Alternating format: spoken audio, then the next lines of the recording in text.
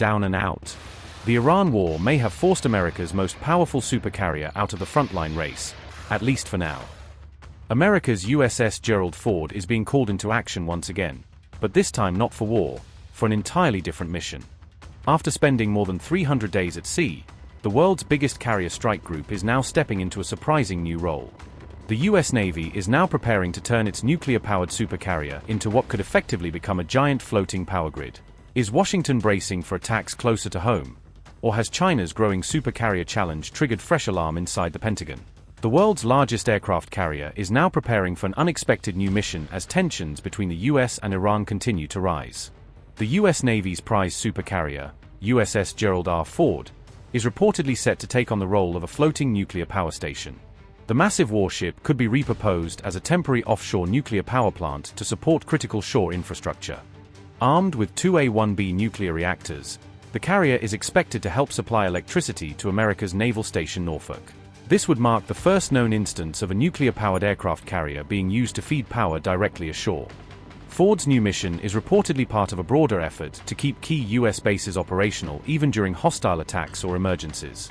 The carrier could also support future disaster relief operations by delivering emergency energy when conventional systems fail. A senior US Navy official confirmed that the Gerald R. will be used to export power to the Norfolk installation. The Navy spokesperson told the War Zone that the carrier's new assignment forms part of a wider multi-pronged resilience strategy. A US Navy spokesperson said, and I quote, "The Department of the Navy is executing a multi-pronged strategy to ensure the delivery of firm, baseload power to our installations for energy resilience and mission assurance. One line of effort in the strategy is to deliver power from a Ford-class nuclear-powered aircraft carrier to a compatible shore installation, to demonstrate the capability to meet emergent, mission-critical needs. An initial test of this capability is being planned for later this year at Naval Station Norfolk." The supercarrier's evolving role comes shortly after its dramatic return from the US military campaign linked to Iran. The carrier strike group completed a record deployment of more than 300 days at sea, despite repeated operational challenges along the way. The USS Gerald R. returned home after an 11-month deployment, the longest US carrier deployment since the Vietnam War, marking a rare extended at-sea period for a single carrier group. The carrier spent 326 days at sea supporting US operations related to tensions in Iran and security missions near Venezuela, conducting sustained maritime presence and strike sorties. The Ford's return came at a sensitive moment as Washington weighs its next steps in the Iran conflict, complicating decisions about force posture and regional deterrence. The carrier was deployed with destroyers USS Bainbridge and USS Mahan as part of an integrated strike group tasked with power projection and escort duties. Around 5,000 sailors returned home after nearly a year at sea with the Ford carrier group, reuniting with families following an unusually long operational tour.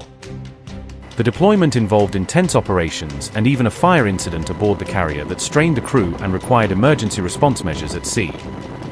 Upon the Ford's return, Defense Secretary Pete Hegseth praised the crew, saying they made history for completing the extended mission under challenging conditions.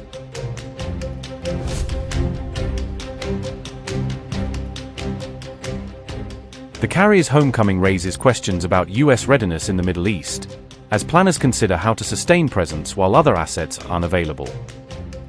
The Ford now faces a lengthy maintenance and availability period after its record deployment, reducing its near-term operational availability for follow-on missions.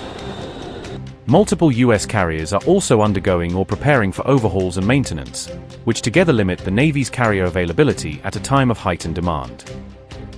US forces nearly depleted key weapon stockpiles during the 40-day conflict with Iran, officials say, prompting urgent replenishment and procurement concerns.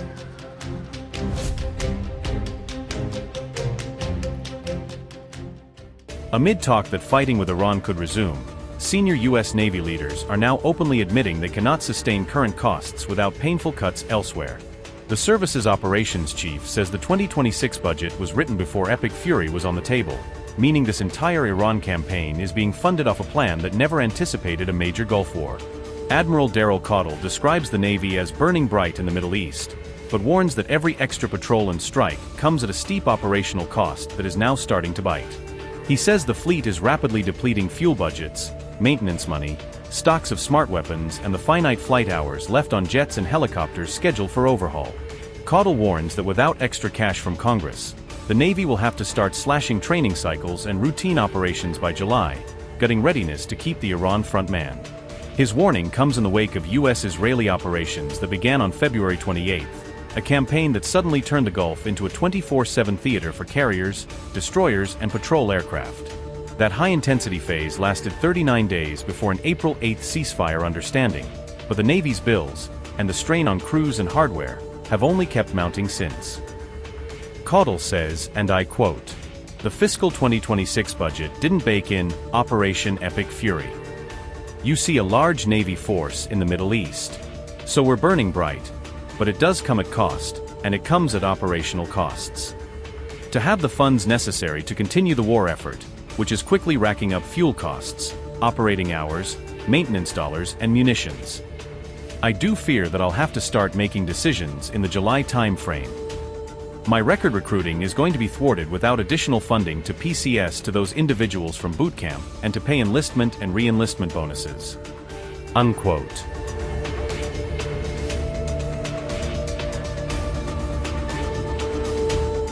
Months of non-stop missions around Iran have heavily drained maintenance accounts, forcing commanders to delay repairs and push aging hulls harder than planners ever intended. Caudle says the Navy may even have to pause permanent change of station moves for 12,000 to 15,000 sailors, freezing careers and family plans to save money for operations. He also warns that enlistment and re-enlistment bonuses could be delayed or reduced, undercutting recruitment just when the service needs fresh crews most. Extended deployments off Iran have already created logistics problems, with some ships reporting shortages of fresh food, spare parts, and other basics as rotations drag on. Reports from the fleet suggest morale is suffering and mechanical faults are rising, as overworked sailors and stretched maintenance cycles collide under punishing schedules.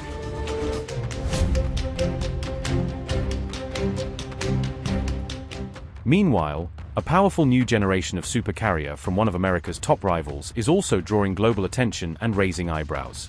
China is reportedly assembling a 120,000-ton Type 004 nuclear supercarrier at Dalian shipyard, a behemoth designed to push the People's Liberation Army Navy into true blue water territory. Defense analysts say the design directly targets U.S. Ford-class dominance, with extra room for fuel, munitions, and stores that could keep it on station longer and hitting harder between replenishments. Regional experts now treat Type 004 as a core piece of any future Taiwan war scenario, a floating airbase that could project fighter, drone, and early warning coverage deep into contested zones. Nicknamed a sea monster in some commentary, Type 004's full load displacement is estimated at 110,000 to 120,000 tons, pushing it past the size of most existing carriers afloat. That figure would nudge it beyond the roughly 100,000-ton benchmark long owned by the U.S. Ford class, symbolically putting China on top in the raw size race for the first time. Experts believe Type 004 will use a pair of nuclear reactors generating around 450 to 500 megawatts in total, giving designers enormous electrical headroom for launch systems and sensors. Nuclear propulsion would give the ship virtually unlimited range, with patrol duration limited mostly by crew stamina, food stocks, and how quickly the air wing burns through its weapons. That electrical surplus also enables power-hungry kit like electromagnetic catapults, high-end radar arrays, and down the line, potential directed energy weapons such as shipboard lasers. With 4 or even 5 EM catapults on deck, the carrier could launch fully loaded stealth fighters and bulky airborne early warning aircraft at scale, sustaining high sortie rates in a major fight.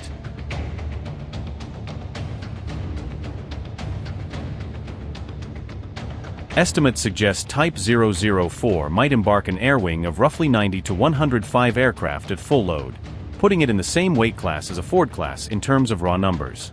The planned mix likely includes J-35 stealth fighters, upgraded J-15T strike jets, and KJ-600 early warning planes, giving China a blend of punch, reach, and radar coverage from a single deck.